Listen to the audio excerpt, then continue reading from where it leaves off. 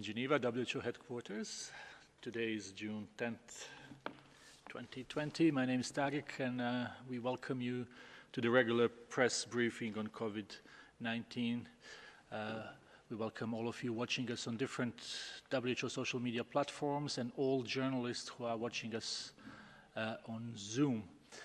We will remind once again that journalists who are on Zoom can have a simultaneous interpretation in 6 UN languages plus Portuguese plus Hindi, and this is thanks to our interpreters who are here with us, and we would like to thank them for their work. Journalists can also ask questions in those 6 UN languages plus Portuguese, and we welcome to hear from journalists from all around the world when we start with the questions and answers session right now. I'll give a floor to Dr. Tedros, who is accompanied again by Dr. Maria van Kerkhove and Dr. Mike Ryan. Dr. Tedros, please. Thank you. Thank you, Tariq. And thank you to all those who have joined online. Good morning, good afternoon, and good evening. Although COVID-19 is giving us many reasons to grieve, today, we're also celebrating a public health victory.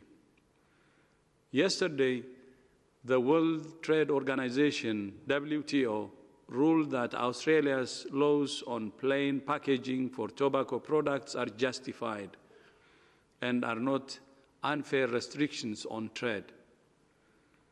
Tobacco kills more than 8 million people every year.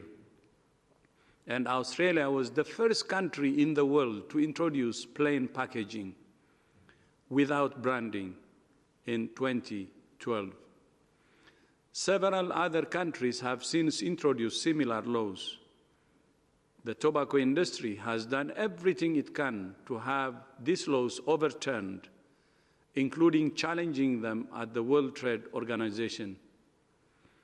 Effectively, yesterday's WTO ruling means the tobacco industry has run out of options to challenge plain packaging internationally. WHO congratulates Australia for this victory, and we're proud that legal experts from WHO and the Framework Convention on Tobacco Control supported Australia in this case. We will continue to support other countries to introduce plain packaging as one of many proven tools to save lives from tobacco. I have spoken about humility a number of times over the last few months, and I think it's fair to say that this microscopic virus has humbled all of us. By definition, a new virus means that we're learning as we go. We have learned a lot, but there is still a lot we don't know. Every week we speak directly to countries, the media, and the public so that we can keep everyone up to date on the latest scientific evidence and the evolution of the pandemic.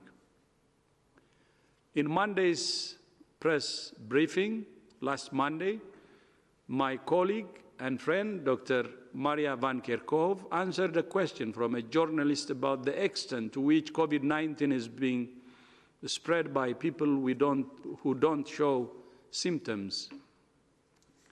We have answered similar questions on this topic before. Yesterday, Maria and Mike also held a Facebook Live session to explain what we know and don't know about asymptomatic transmission and to answer questions from journalists and the public. Since early February, we have said that asymptomatic people can transmit COVID-19, but that we need more research to establish the extent of asymptomatic transmission. That research is ongoing, and we're seeing more and more research being done. But Here is what we do know, that finding, isolating, and testing people with symptoms and tracing and quarantining their contacts is the most critical way to stop transmission. And many countries have succeeded in suppressing transmission, in controlling the virus, doing exactly this. This is a new virus, and we're all learning all the time. Communicating complex science in real time about a new virus is not always easy, but we believe it's part of our duty to the world, and we can always do better.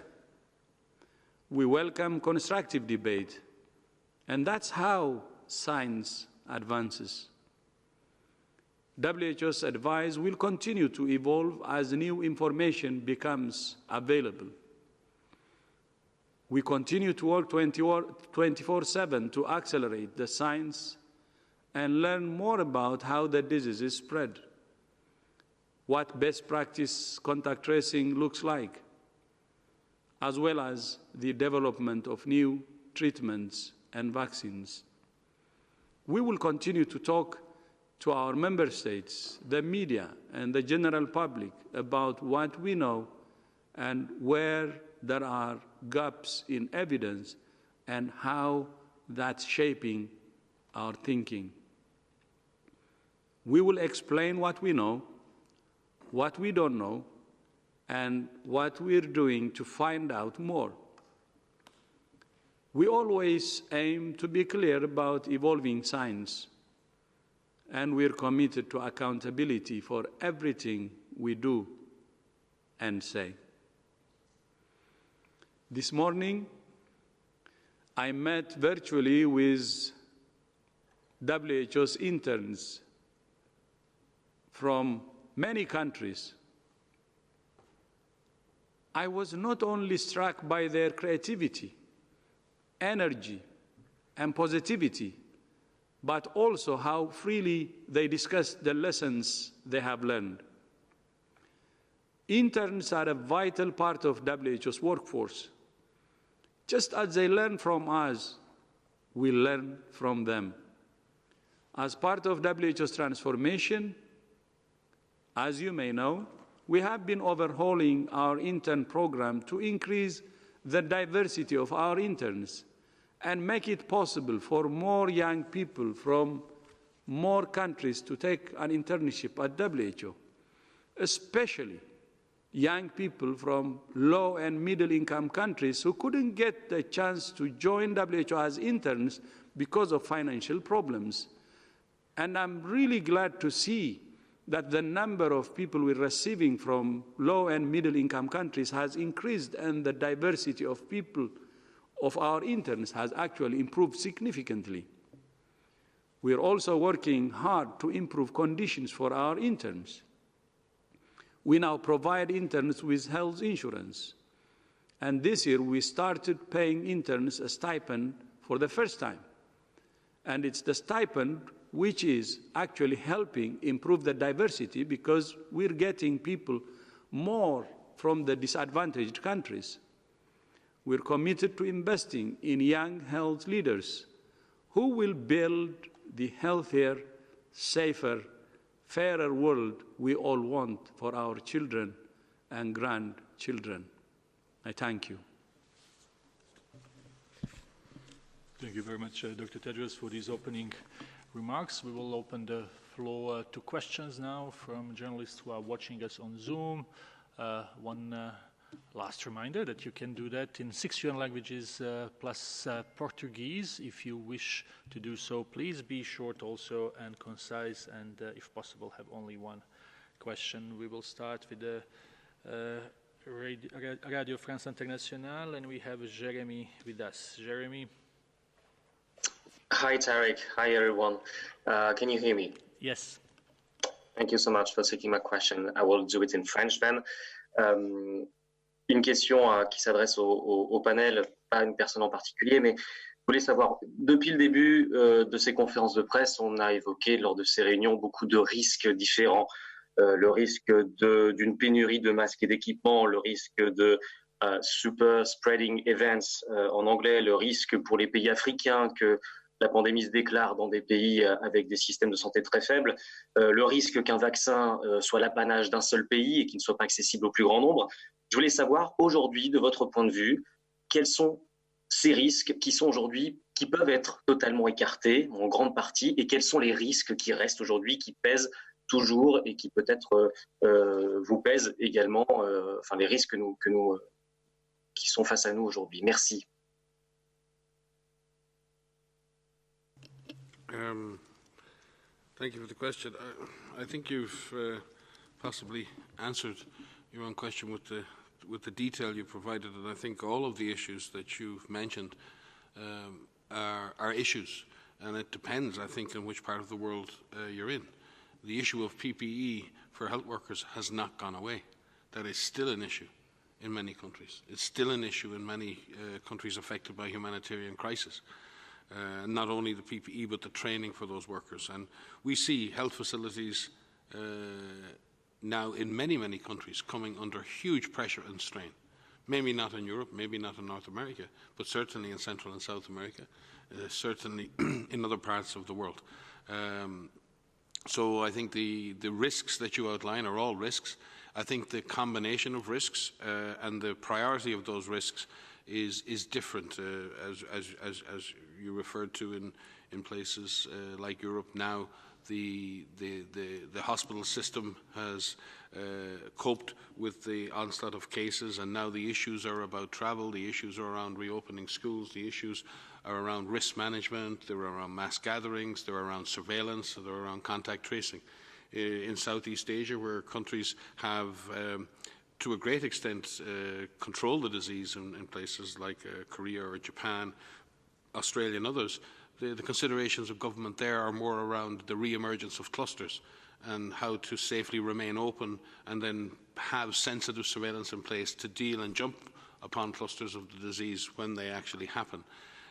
If you're in Africa now, and we've seen increases across many countries in Africa in the last week, while the death rates have been very low, there's always a concern that the health system can become overwhelmed. And how is the health system going to cope when you also have malaria, you also have other childhood and other diseases that require care? So I think each and every country has a different combination of risks and opportunities at this point, and it's really down to national authorities to carefully consider where they are in the pandemic. This may be a pandemic, it may be affecting the world, but it's affecting each and every country in a different way, depending on when disease came, depending on how the initial responses were managed, and depending on how the disease is evolving at this point.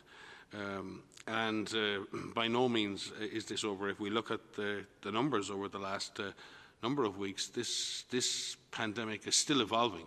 It is still growing in many parts of the world, and we have deep concerns that health systems in some countries are struggling and they're under huge strain and require our support and our help and our solidarity.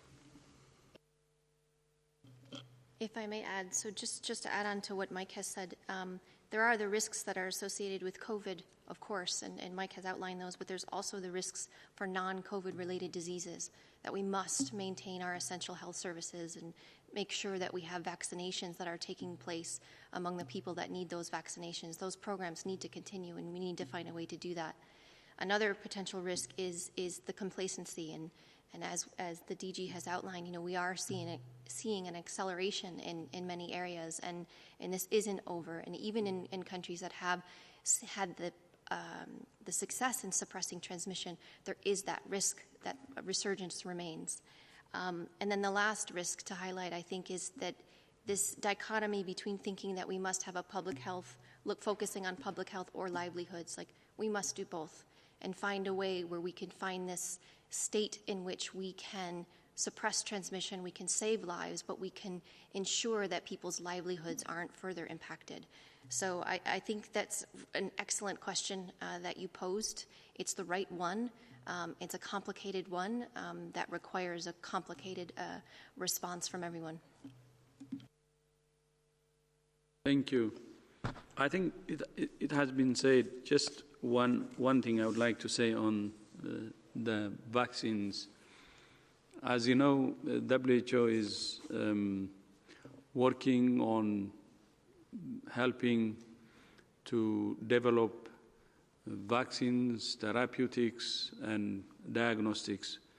And as you also know, there was an initiative that was launched by WHO and other partners on April 24. That was followed by a pledging event by European Commission, President von der Leyen on May 4.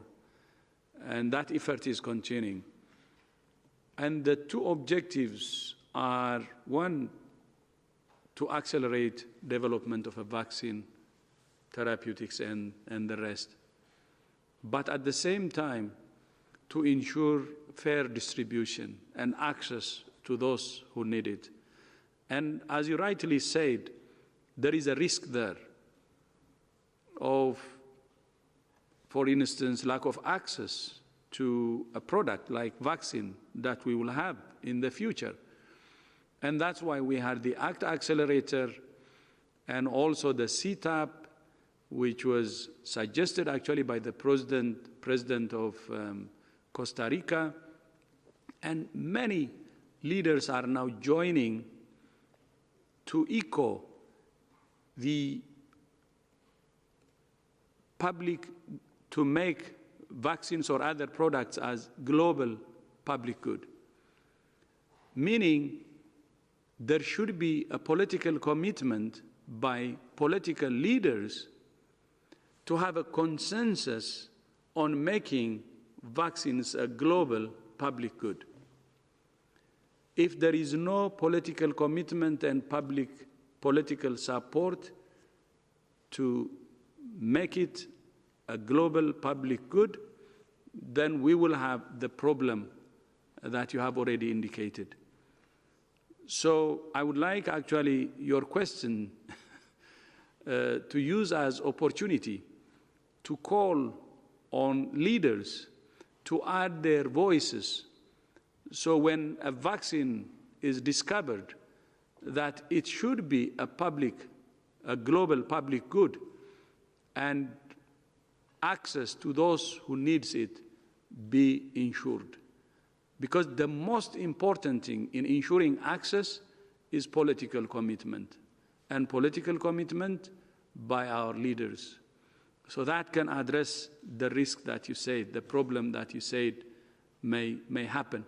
And that's why we launched the initiative ACT Accelerator as early as possible, so we can break the barriers, one of which is the political challenge we may face, and the political commitment that we need to counter that and ensure access to a vaccine and therapeutics and other products that can help us to control this pandemic. Thank you. Thanks, everyone. I hope, Jeremy, this answered your question. And now we will go to Brazil. We have Lara Pinheiro from Global. Lara? Hello, thank you for taking my question. Can you hear me? Yes, very well. I would like to ask for the whole of South America in general. Is the arrival of winter supposed to help the spread of COVID-19, given that most of the respiratory viruses usually spread more in this time of the year in this region of the world? Thank you. I think historically what we do know is that influenza viruses have a northern-southern hemisphere cycle, and we do know we're entering the cycle of the southern hemisphere influenza season. What we don't know is how the coronavirus is going to behave in the same situation. And certainly there are different parts of the southern hemisphere.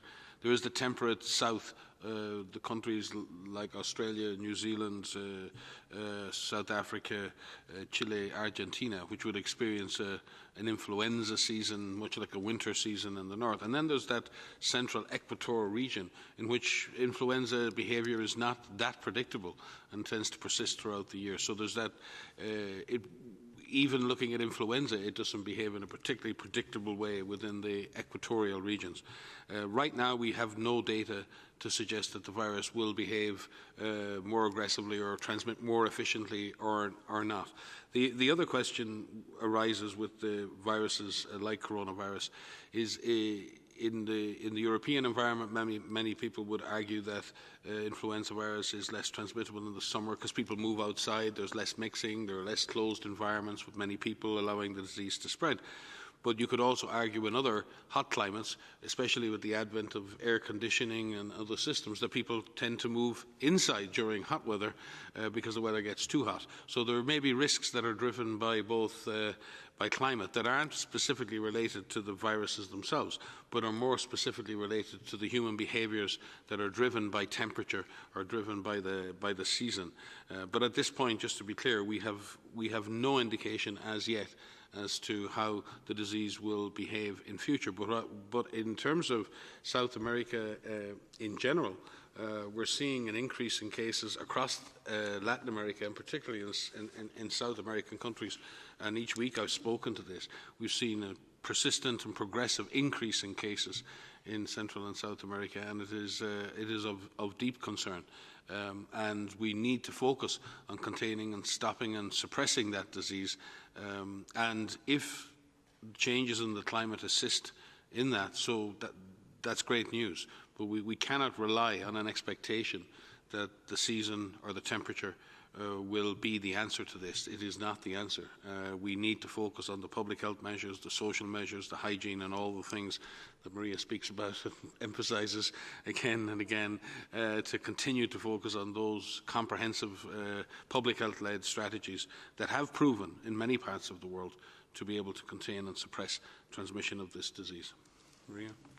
Yes, so I just wanted to highlight our influenza system that we have globally, that we're working with so many member states, so many different labs across the globe, which I would be remiss to highlight that we are building the work that we're doing for COVID-19 upon, as well as the work that we've done for MERS and the work that we've done for SARS. But the influenza network in particular has been in operation for decades.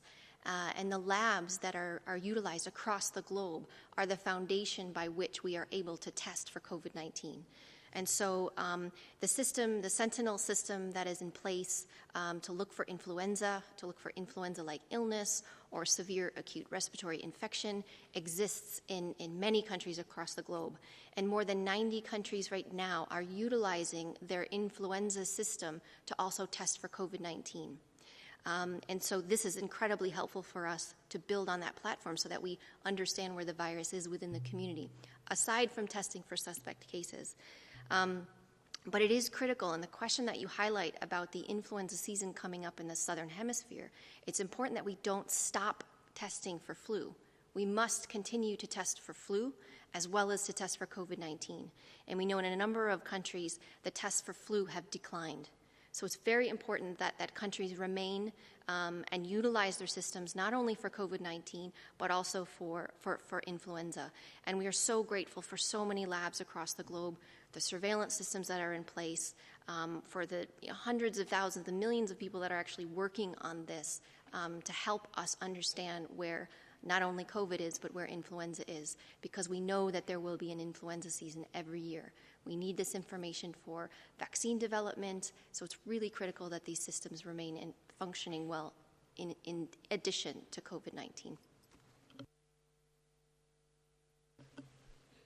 Next question comes from Kenya. We have Financial Day reporter Steve Mbogo. Steve, can you hear us? Please unmute yourself. Yes, I can hear you. Am I audible? Yes, perfect. Yes, in several African countries, the numbers are going up, but the economic realities are forcing the countries to open their economies.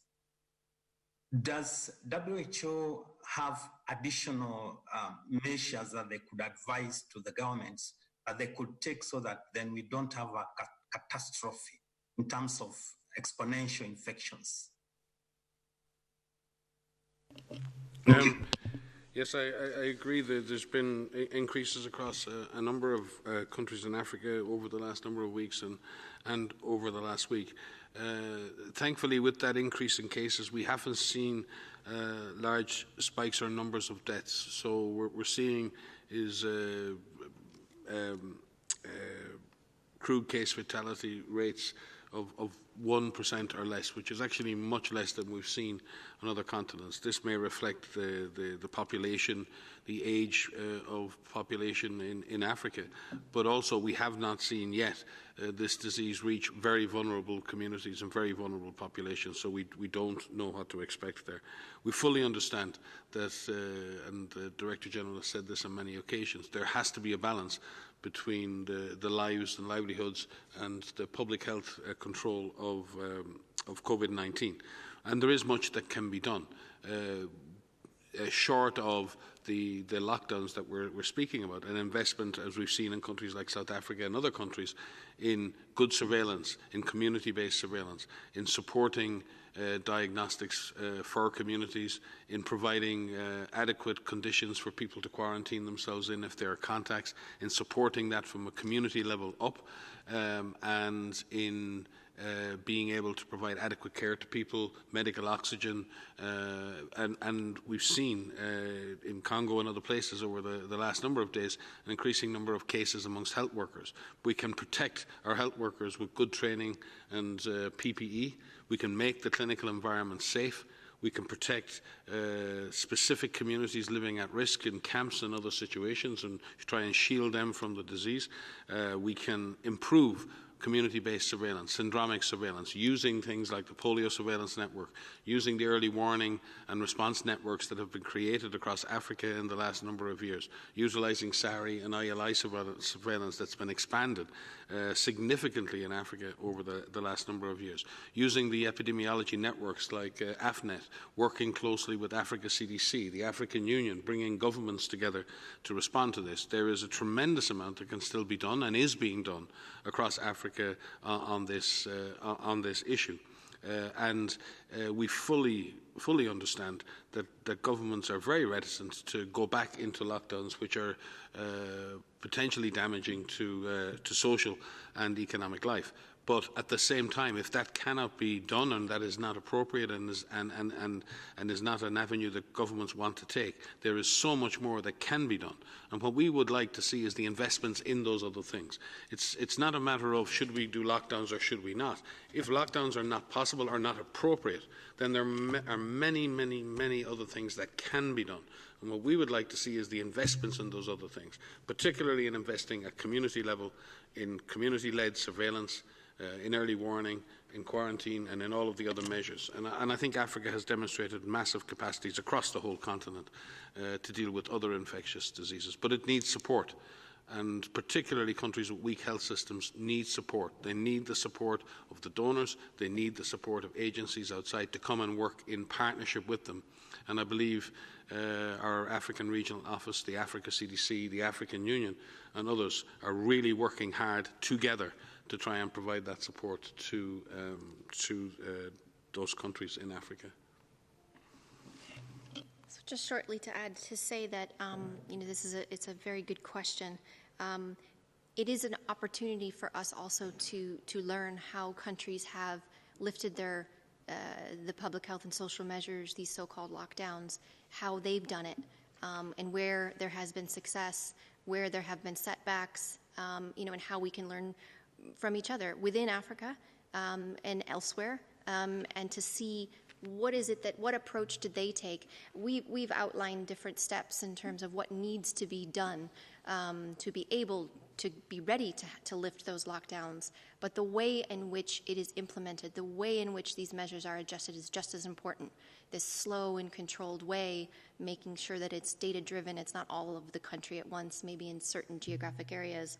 And it would be very important, and it is very important to evaluate in detail how countries are coming out of the situation and those that are ready to do so. We have a monitoring and evaluation framework, but we need this information from countries. We need more detailed information from you to teach us, to teach the rest of the world how to do this.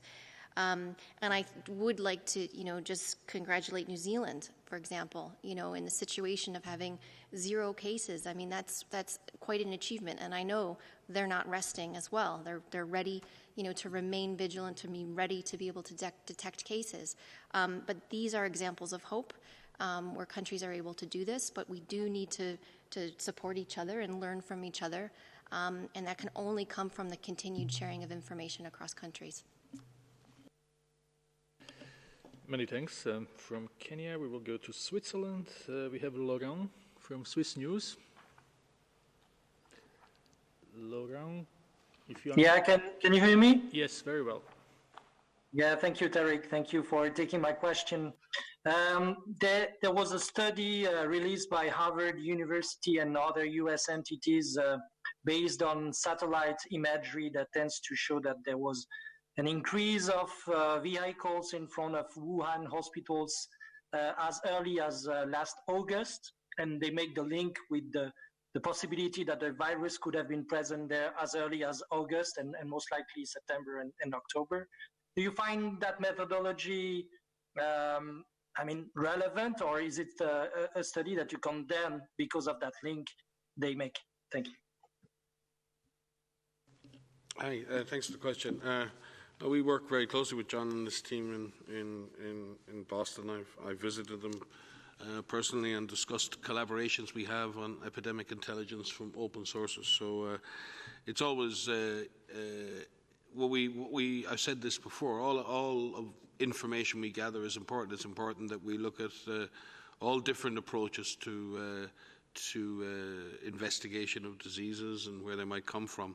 But we have to also then look carefully when we make associations or we make assumptions then as regards what a given study finds. So it's an interesting use of geospatial information. It's interesting to use, and more we're using satellite imagery to track climate change, to track population movement. We're using it to track everything from pollution to other things. So it's an important new instrument that we can use, and obviously now and in the future it will have great applications. But it's really important then that we don't speculate too much then regarding what the implication is of cars in a car parking lot and then make a jump 2 or 3 steps forward into what that represents, because there's no evidence per se that what was supposed actually happened. But we'll be very happy to follow up with the team that have done this work and look at how they did their study and what the implications are. But I think it's important that we read, we look, and as Maria said, our teams here spend so much time reviewing all scientific information from around the world and doing exhaustive analysis on every source. And we will look at every source of information and we will evaluate it and validate that information and use, to the extent possible, all information in generating public health advice and generating guidance for our member states. But we would stop short at speculating based on these interesting findings what that represents, because that doesn't assist us right now in following this disease forward and in doing the best possible work in support of our member states. Thank you, Dr. Ryan, for this. We've been getting questions on this from other reporters as well. We will go now to Helen Branswell from STAT. Helen? Hi, thanks for taking my question, and I apologize for what I'm about to do. I'm going to ask you an Ebola question because it's so hard to get information these days. Can you please give us an update on the Ebola outbreak in Ecuador province? There's been very little information coming out of there, and I'm wondering, can you tell me if the WHO has received any funding for that outbreak response from the United States yet?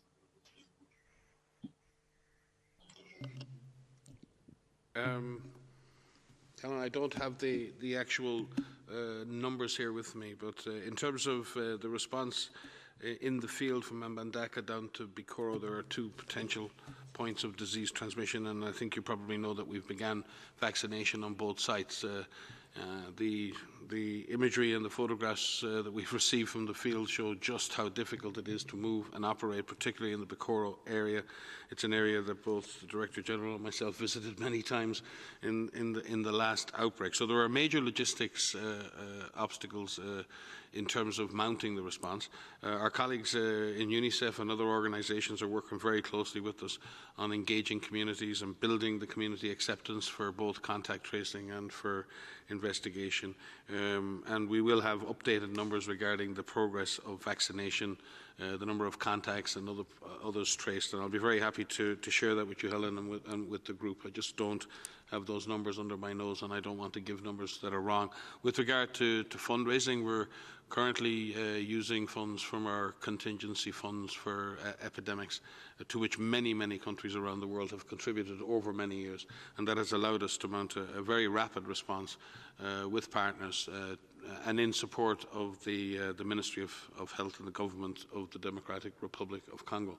And again, I might add that the diagnostics for this, the sequencing of this virus that demonstrates that this is a new emergence, probably from the forest, all of that capacity has come from the Democratic Republic of Congo and its scientific institutions and the Institut National de Recherche Biologique.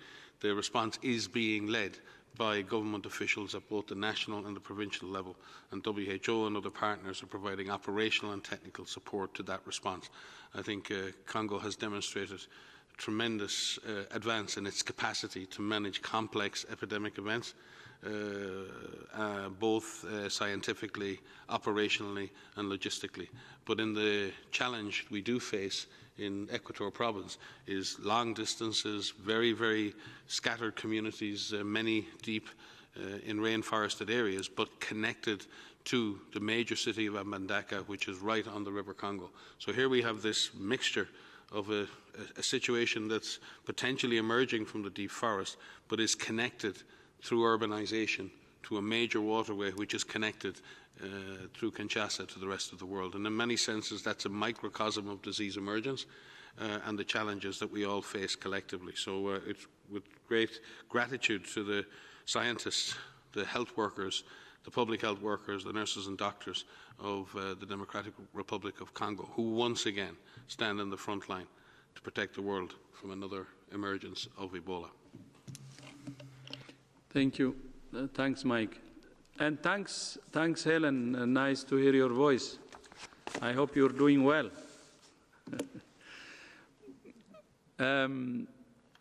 Just to add to what Mike said, just to answer the question about U.S. support, we had a very good discussion with Secretary Azar last week, and he assured me of U.S. Continued commitment to support in the fight, especially against Ebola. And we discussed as soon as the outbreak was actually reported by DRC.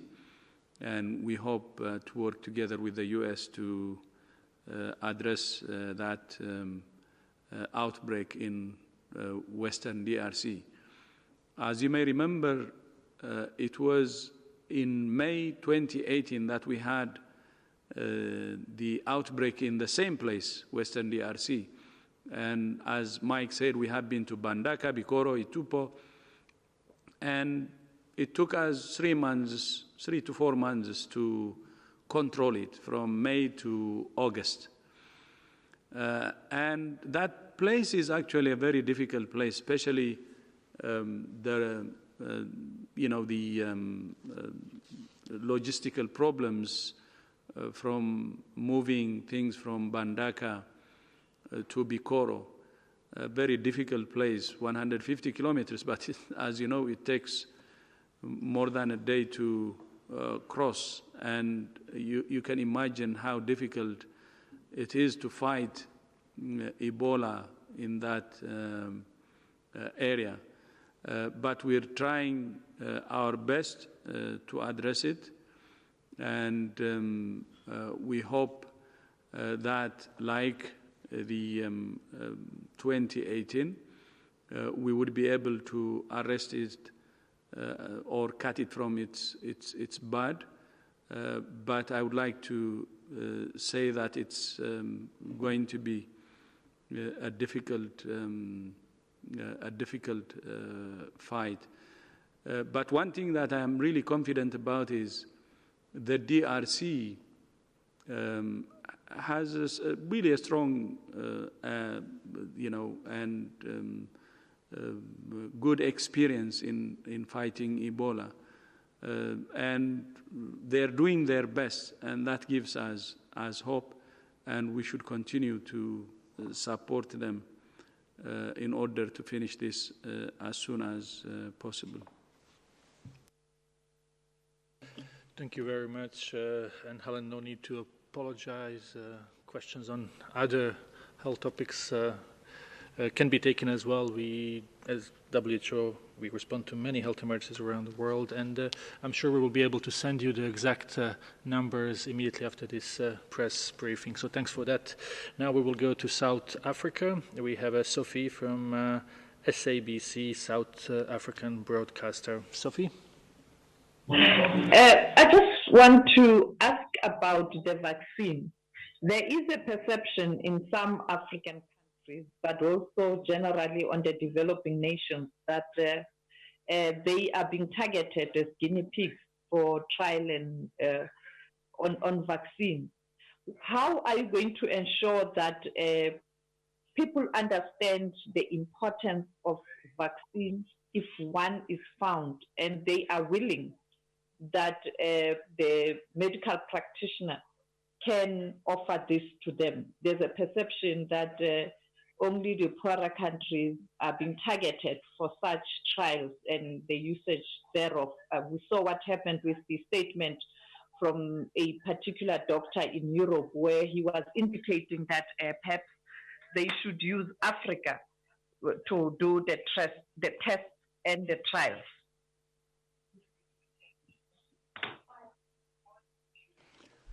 So we thank you so much. We have, I think, spoken about this, and I will give you our experience to convince that my African compatriots, actually, they shouldn't worry about being, a testing ground. We have started solidarity trial on therapeutics, as you know. And we have more than 37 countries now involved throughout the world in the trial. And some countries are from Europe, from Africa, from Asia, using the same protocol, and from Latin America and elsewhere.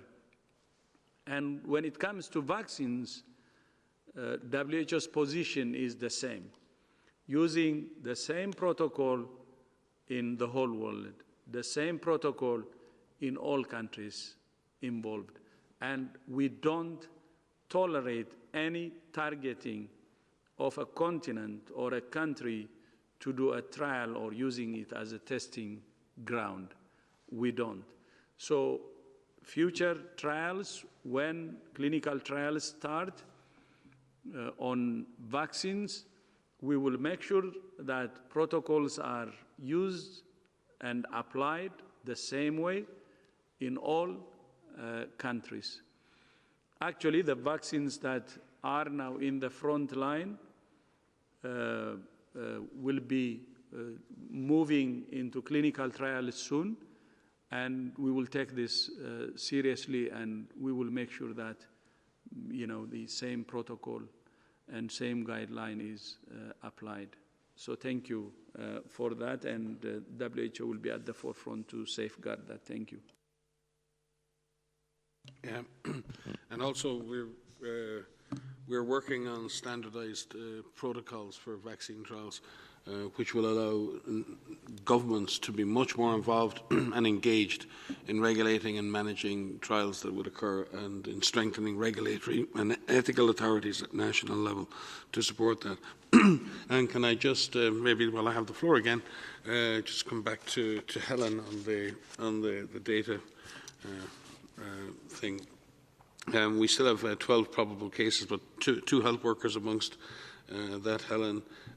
We have 8 deaths, including 4 at the community level. So that is a 67% fatality rate, which is not unusual at the beginning of an outbreak. But what is concerning, number one, 2 health workers being affected and 2 deaths at the community level. And you and many of the other scientific journalists who track Ebola know just how dangerous those circumstances can be and how explosive they can be. We have Ebola treatment centres set up, and 2 currently. There are 4 alive confirmed cases in those, 2 in the ETC, but 2, again, people still at community level. And again, this negotiation for having people come for care.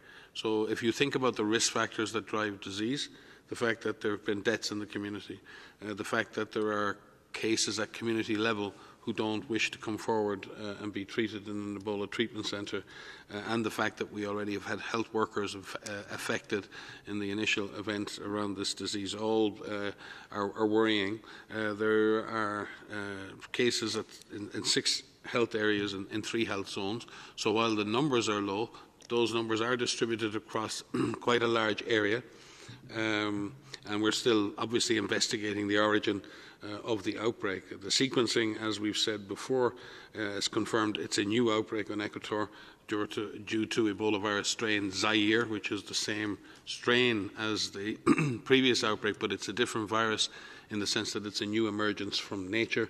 289 contacts have been identified for follow-up. In the last 24 hours, we've managed to see and track and temperature test 88% of those, and we've currently vaccinated 600 people in response to the outbreak, both contacts and contacts of contacts, as well as 227 frontline health workers in a number of frontline health centres and hospitals across the region.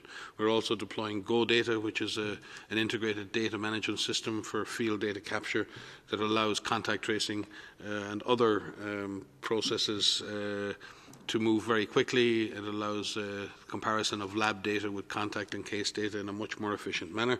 We're doing that in conjunction with the Ministry of Health, and also setting up a much broader EWARS, or an early warning and response system, across the whole province to be able to pick up any alerts of any similar disease in the coming weeks. Many thanks, Dr. Ryan, for providing these figures for Helen. We had a couple of journalists who also asked immediately, can I get these figures too? So here we go. We have a time for 1, maximum 2 more questions. We will go now to Moscow, where we have Associated Press Moscow correspondent Dasha Litvinina.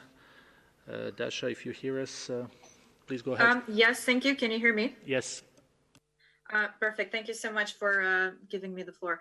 So my question is about Russia and its, remarkably low coronavirus death toll.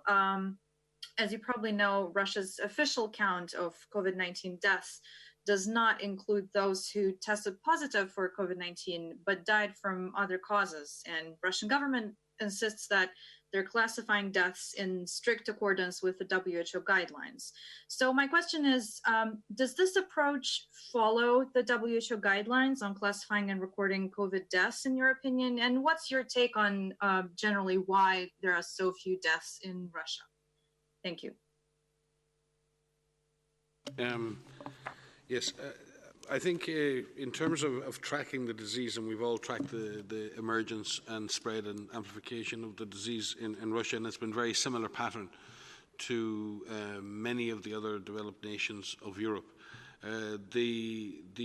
Therefore, the low death rate is difficult to understand in the context of the population and the health systems across the European region being quite similar in terms of their sophistication and availability. The age profile of people in the Russian Federation is not greatly different to that of other nations, neither is the profile of underlying conditions.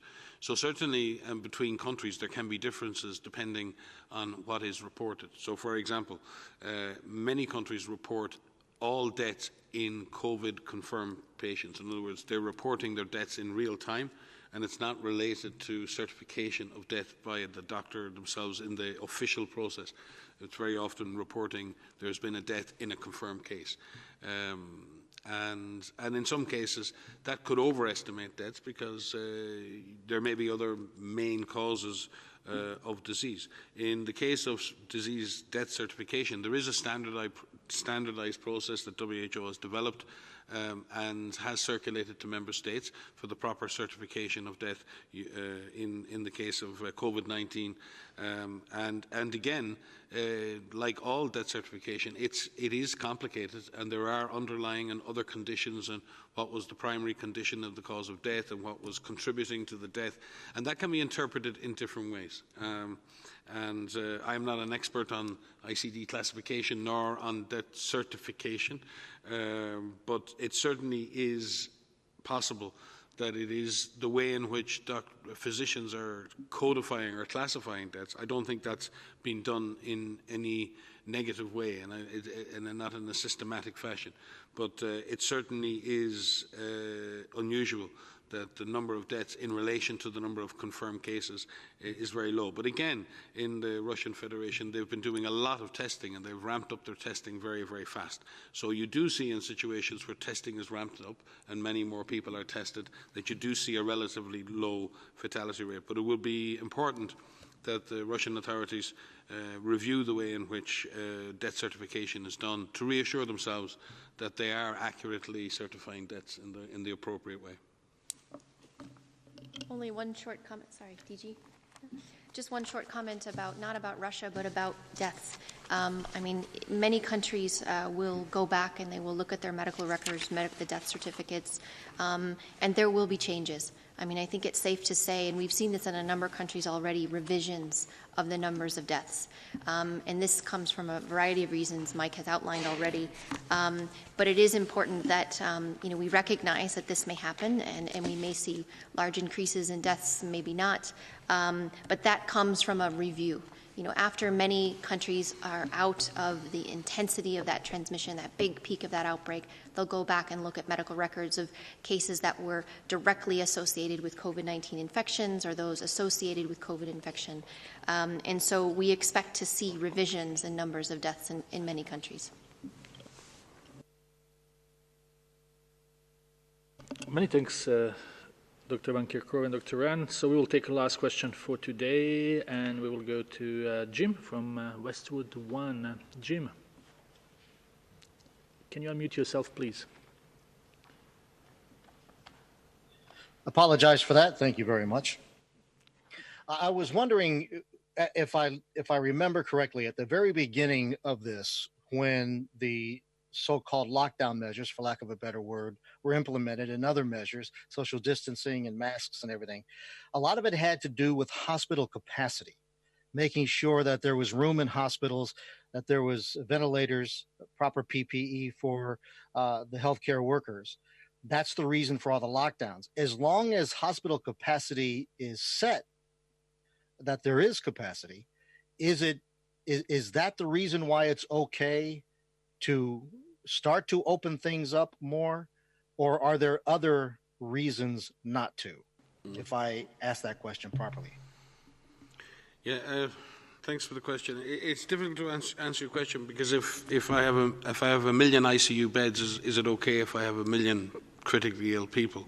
So I think it is one of the factors that it should be considered when considering shutting down society in order not to overwhelm the system. And I think your point is valid in that regard.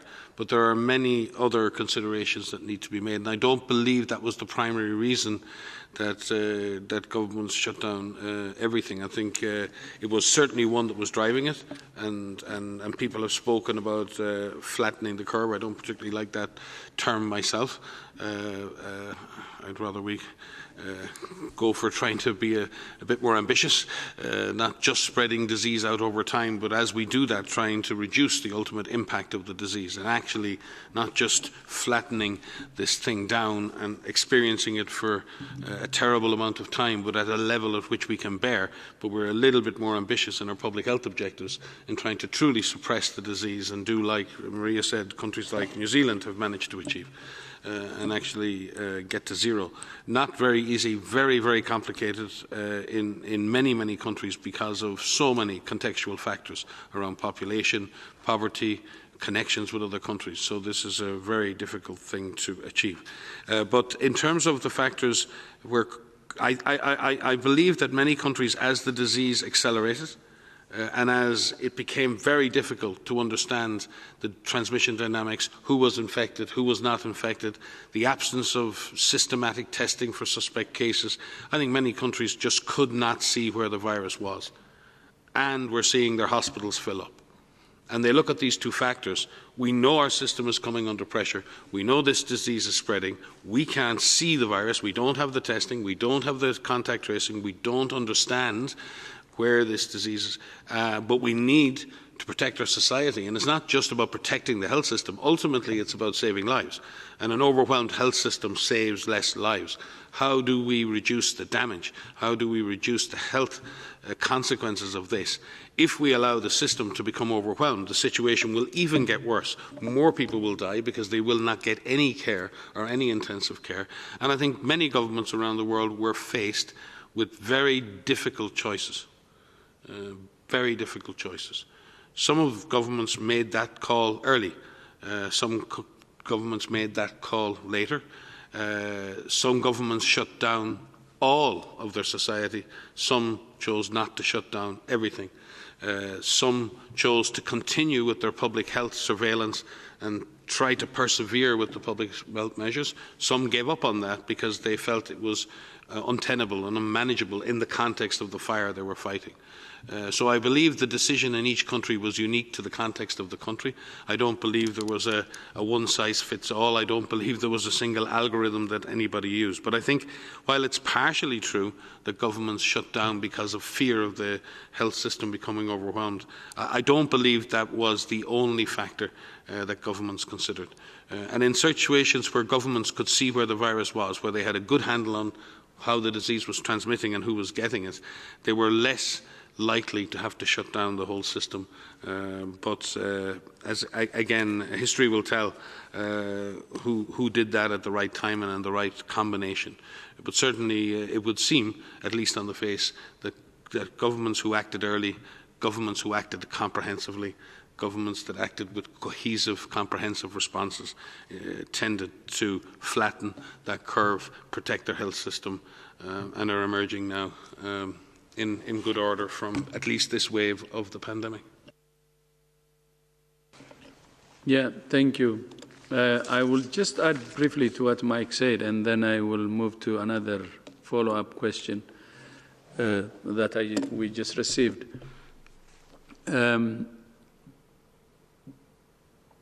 When countries resorted to lockdowns, social distancing, and so on, and as you said, masks and so on, the hospital capacity could be one, but it varies, as Mike said, from country to country, and many countries actually were aiming to suppress and control the epidemic itself. And they used the lockdown or social distancing to strengthen their testing, tracing, and quarantine, and suppressed and controlled the virus. And there are many reports, as you know, some countries are now not seeing even cases. So it can help in addressing the overwhelming whatever situation we have seen in some countries in the health system. Helped in addressing the number of cases that was flowing to overwhelm the hospitals. But at the same time, when you use it to strengthen your testing, tracing, quarantine, you can also suppress and control. So as Mike said, it can differ from country to country. And our advice has been actually for countries to use the lockdown and social distancing to hone and strengthen their public health capacity, the testing, tracing, quarantine, with the aim of suppressing and controlling the virus. And still that holds true, and we encourage countries to move in that direction. Then on the follow-up question from Helen, I think there was a specific part of it which I didn't address, if we're receiving money for the Ebola in Western DRC from the US. As I said earlier, we have discussed with Secretary Adar to cooperate in helping DRC, but I didn't say, or we're not receiving funding directly from the US. But I said it many times, I think in our relationship with the US, it's not about the money, working together, the relationship, I think is more important, and hope we will work side by side to control or contain the outbreak in Western DRC as soon as possible, but the cooperation doesn't involve the financing part directly to WHO. Thank you. We will conclude this press briefing with this last answer and clarification. We will have an audio file sent to you very shortly, and then transcript will be posted tomorrow. I wish everyone, I understand that Dr. Ryan has... No, just a clarification, because I said 12 cases of Ebola in Ecuador province in DRC. That's 9 laboratory confirmed and 3 probable cases. And what I mean by we're very confident that those probable cases, given their epidemiologic links with confirmed cases, but some of these people obviously cannot be tested because they're no longer with us. So 12 cases the WHO has of, and the country have of Ebola, of which 9 are laboratory confirmed and 3 are confirmed as probable cases based on their epidemiologic link to confirmed cases. Thank you very much, Dr. Ryan, for this clarification. So I wish you a very nice evening to everyone. Okay, so thank you, Tariq, and thank you to all who have joined today, and look forward to seeing you again on Friday. Thank you.